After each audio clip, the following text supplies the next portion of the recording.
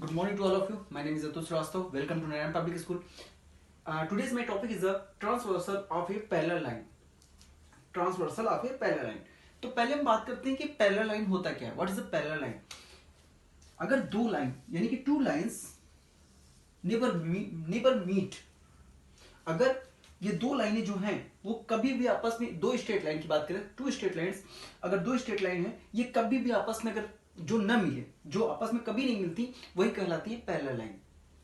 तो मान लिया कि जो पहली पैरेलल लाइन थी वो यम है और दूसरी यल है.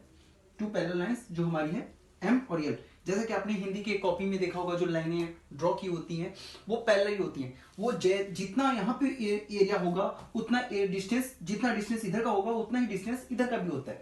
वो पैरेलल लाइन वो कभी आपस में मीट नहीं करती, यानी कि आगे जाके कहीं ऐसे नहीं मिल जाएंगी, या तो चाहे जैसे भी कर सकते हैं वो आपस में मिल जाए, तो वो आपस में कभी नहीं मिलती. अब हम बात करते हैं इसमें ट्रांसवर्सल की. सपोज कि एक ट्रांसवर्सल है जो कि हमारा एल एम ये यन मान लिया. अब जरा ध्यान से हम देखें तो अगर एक स्ट्रेट लाइन को अगर ये कट करता हुआ गया है तो यानी कि यहां पे भी एंगल बनेगा और यहां पे भी एंगल बनेगा, यहां पे भी एंगल बनेगा और यहां पे भी एंगल बनेगा. अगर इस लाइन में इतने एंगल बन रहे हैं तो इसमें भी बनेंगे, यानी कि यहां पे भी एंगल बनेगा और यहां पे भी बनेगा, ये भी बनेगा और ये भी बनेगा. सपोज दैट कि इसको अगर हम मान लें कि ये 80 है हमारा, तो यम जो है, यम एक स्ट्रेट लाइन है, यम अगर एक स्ट्रेट लाइन है तो ये 80 का बन रहा था, यानी कि ये कितने का होगा? 100 का होगा. 100 का ही होगा ना, क्योंकि एक स्ट्रेट लाइन की प्रॉपर्टी है, लीनियर पेयर से देखें कि एक स्ट्रेट लाइन की जो प्रॉपर्टी होती है उसके हिसाब से एक स्ट्रेट लाइन पे बनने वाले जो एंगल होंगे वो ऊपर साइड की बात कर रहा हूं वो 180 के इक्वल होने चाहिए. तो ये 80 का है तो ये 100 का ही होगा. अब ये 100 का है तो अगर इसको एक स्ट्रेट लाइन मान लें तो इस पे जो दो एंगल बन रहे हैं इन दोनों का सम भी 180 के इक्वल होना चाहिए. ये 100 है तो ये कितना होगा? ये 80 होगा. और ये 80 है तो नीचे से भी अगर एक स्ट्रेट लाइन की प्रॉपर्टी देखें, ये 80 है तो ये 100 होगा. यानी कि इसमें आपको देखने को मिला कि vertically opposite angles are equal. ये एंगल इस एंगल के इक्वल है, ये एंगल इस एंगल के इक्वल है. अब इसमें दूसरा रूल आता है.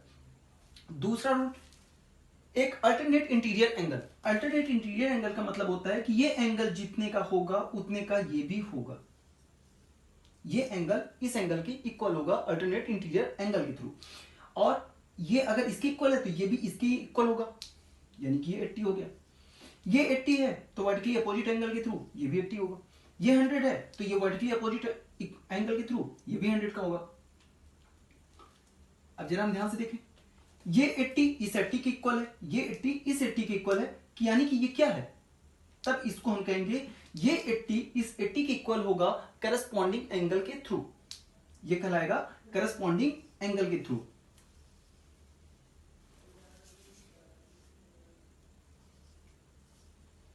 ये हो गया करस्पॉन्डिंग एंगल, ठीक.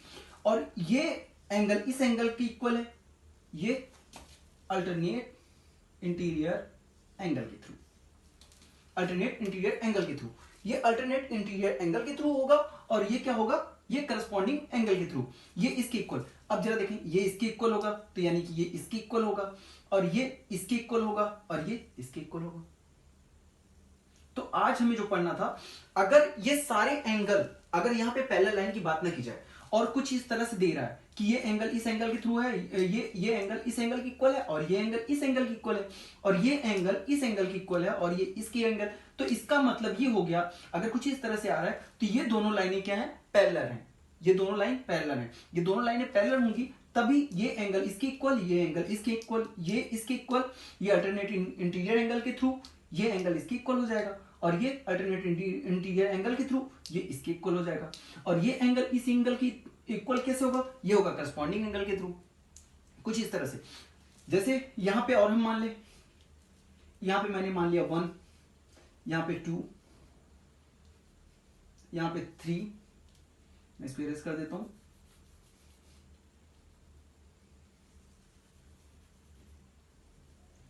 3, यहां पे 4, यहां पे 5, यहां पे 6, यहां पे 7 और यहां पे 8. तो अब हम बात करें एंगल 1. एंगल 1 इक्वल होगा एंगल 3 के, इसको कह सकते हो वर्टिकली अपोजिट एंगल के थ्रू. और एंगल 2 इक्वल होगा एंगल 4 के, ये भी किससे? वर्टिकली अपोजिट एंगल के थ्रू कह सकते हैं. अब हम बात करें 5 5 5 7 के इक्वल होगा, वही वर्टिकली अपोजिट एंगल। 6 इक्वल होगा 8 के, वर्टिकली अपोजिट एंगल।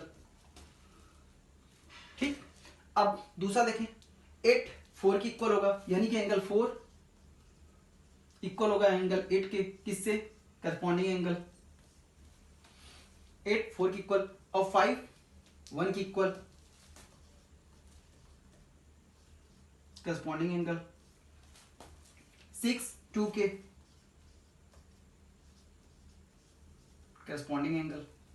7 3 के, करस्पॉन्डिंग एंगल। अब देखें, एंगल 6 और 4 के इक्वल होगा, किससे? अल्टरनेट इंटीरियर एंगल के थ्रू। 5 3 के इक्वल होगा, ये इसके इक्वल होगा, यानी कि इसको बोलेंगे अल्टरनेट इंटीरियर एंगल। अब जैसे आपको कोई भी क्वेश्चन मिलता है, आप उसको जब भी सॉल्व करेंगे तो उसके आगे इन चीजों को आप जरूर शो करोगे कि ये किसके थ्रू ये इसके इक्वल हो रहा है। वर्टिकली अपोजिट एंगल डाल सकते हो, अल्टरनेट इंटीरियर एंगल के थ्रू ये एंगल इस एंगल के इक्वल होगा, या करस्पॉन्डिंग एंगल के थ्रू ये एंगल इसके इक्वल होगा। क्लियर? Thank you.